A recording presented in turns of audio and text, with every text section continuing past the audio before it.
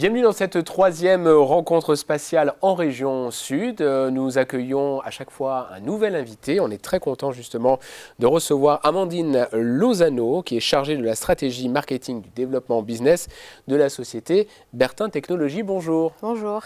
Alors justement, on va commencer par des premières questions. On en a plusieurs à vous poser tout au long de cet entretien.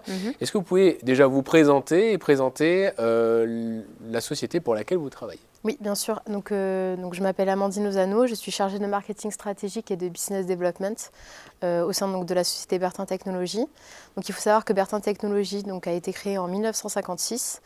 On a un groupe industriel européen qui fabrique et conçoit des instruments et des systèmes pour des applications critiques. Ces solutions permettent en fait à nos clients de maîtriser parfaitement leur environnement, ce qui est indispensable en fait aujourd'hui pour relever les défis de manière parfaite, de relever, les défis actuels et à venir dans le monde.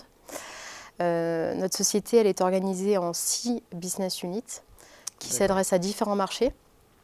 Donc on a les marchés du nucléaire, le marché sciences du vivant et de la santé, les marchés de la défense et du NRBC, et donc les marchés qui nous amènent aujourd'hui du spatial et des grands instruments scientifiques qui en fait sont intégrés dans notre business unit qui s'appelle Bertin Greenlight. Alors quel est le nombre de personnes justement qui travaillent au sein de votre structure ? Donc nous, on est aujourd'hui 700 employés, donc répartis entre la France et l'Europe avec nos filiales. C'est pas rien. Oui. On est donc considéré aujourd'hui comme un groupe industriel européen, de par aussi notre présence au niveau européen. Donc sur le marché du spatial, nous développons, intégrons et concevons des composants optiques, des systèmes optiques complexes, mais aussi ce qu'on appelle des plans de test et calibration, donc dit OGSE. Historiquement, nous fournissons de grands intégrateurs européens et français, mais aussi des acteurs institutionnels. Nos principaux moyens de production, d'intégration et de test sont situés notamment en région sud. Ah, voilà. Donc c'est ça la partie localisation. La partie localisation. Où est-ce que vous vous trouvez sur la Côte d'Azur ? À quel endroit exactement ? Donc on a notre 2 sites. On a un site qui est situé à Aix-en-Provence et un autre qui est situé à Pertuis. Ah, d'accord. Et donc il faut aussi savoir qu'on est soutenu par le dispositif France 2030, ce qui nous permet aujourd'hui de développer SPEO, qui est une charge utile d'observation de la Terre, une charge utile optique qui est adaptée aux petits satellites, qui va répondre justement à de nombreuses applications pour l'observation de la Terre. Et nous sommes aussi présents sur le marché des communications optiques pour des satellites en géo et pour des constellations en LEO, en proposant et fabriquant en fait des sous-systèmes pour les charges utiles. Bon, déjà on en sait beaucoup plus. Oui. Voilà, c'est important d'expliquer vraiment à ceux qui vont nous regarder, qui vous êtes vraiment. À quel niveau de développement vous situez-vous ? Alors l'incubation, est-ce que ça vous concerne, la levée de fonds, le développement à l'international ? Sur quelle proposition vous pouvez répondre en tout cas ? Nous, on est Bertin Technologies, on serait plus sur le 3e thème qui est le développement à l'international. Très bien. Nos clients aujourd'hui se situent en France, en Europe, en Asie et en Amérique du Nord. Nos connaissances, compétences et expertises dans le domaine de la photonique sont aujourd'hui reconnues. Oui. Donc, depuis 2001, Bertin Technologies fabrique des composants et systèmes optiques pour les missions spatiales. Très bien. Mais on a pour ambition de faire évoluer notre offre en proposant une combinaison coût-délai-performance qui répondent en fait aux enjeux du marché du New Space.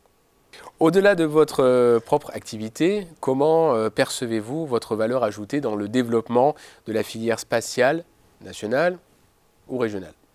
Donc, Bertin Technologies travaille depuis de nombreuses années avec les acteurs privés et publics de la filière spatiale. D'accord. Nos solutions sont